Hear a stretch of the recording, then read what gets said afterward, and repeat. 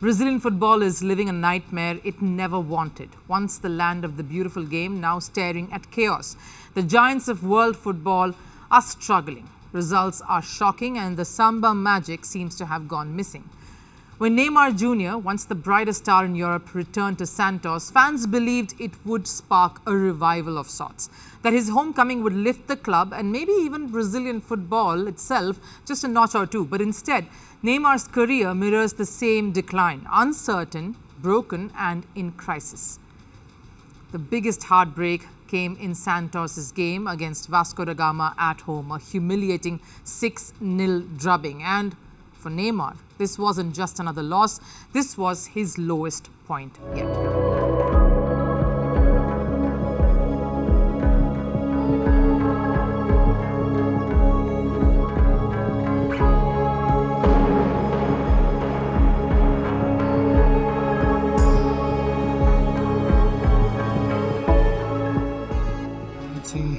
Today is a feeling of great shame. I've never experienced this in my life. Unfortunately, I couldn't help in all ways. In the end, today we were terrible. That's the reality. The fallout was instant. Head coach Kleber Xavier was sacked. Fans were furious and Neymar was at the center of the storm. The only solace, a message from his kid.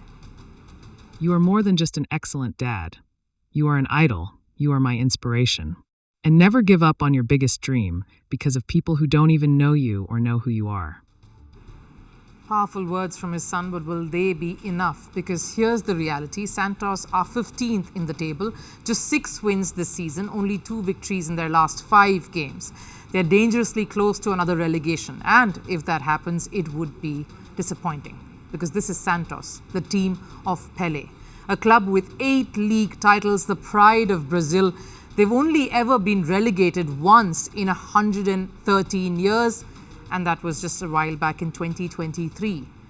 And now, just a year later, they could face the same disgraceful relegation again. Neymar's return was supposed to change all of that.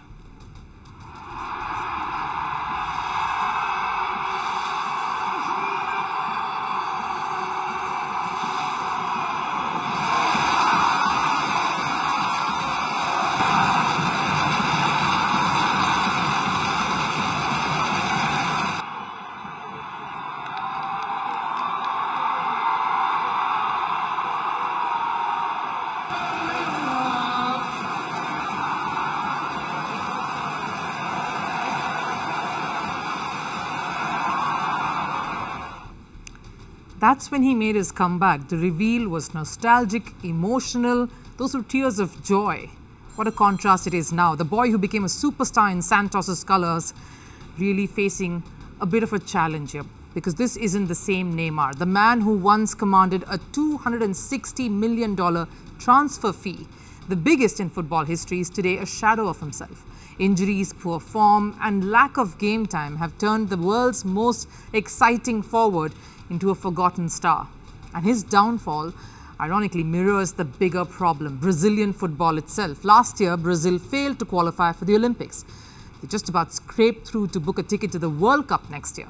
Now, this despite having Europe's elite, finest, Vinicius Jr, Casemiro, Alisson, Rafinha, the raw talent is there.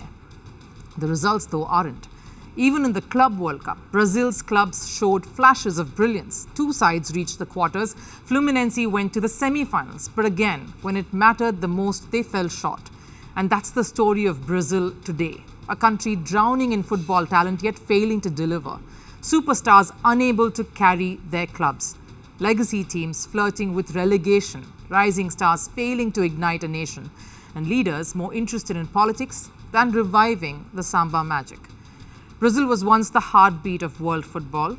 Now it feels like that heartbeat is slowing down. If Santos, Pelé's club, and Neymar, Brazil's biggest star, are both failing at the same time, it says everything.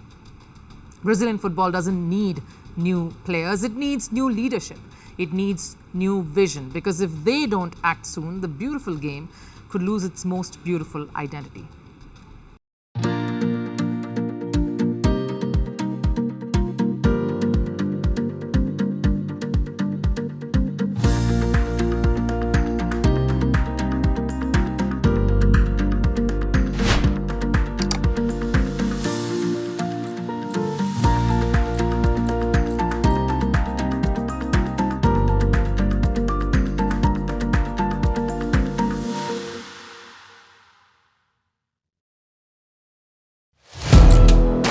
Firstpost now available in 9 languages on YouTube.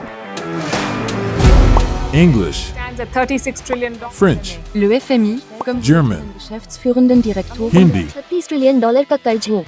Indonesian, Pemerintah tanpa pemeriksaan. Italian, Sekali radikali. Japanese, $4 trilhão. Portuguese, Por causa do próprio balanço patrimonial. Spanish. Beautiful bill. Go to Settings, click on Audio Track and select the language of your choice. Be the first to know what's happening around you in your first language. Firstpost.